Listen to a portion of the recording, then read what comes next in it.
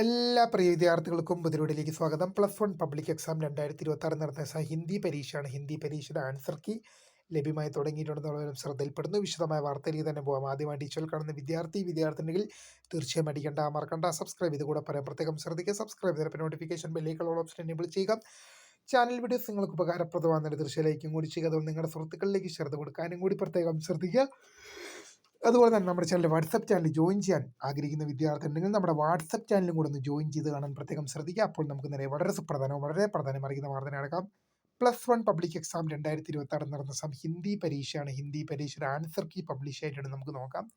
H S S reporter എന്ന higher secondary അധ്യാപക സംഘടനയുടെ വെബ്സൈറ്റിലാണ് ആൻസർ കീ ലഭ്യമായത്. അപ്പോൾ പുതുമയെ കാണുന്നതിന് മൈ നെയിം ഈസ് കറിയ, the photo screen photo the career. Time for watching. By.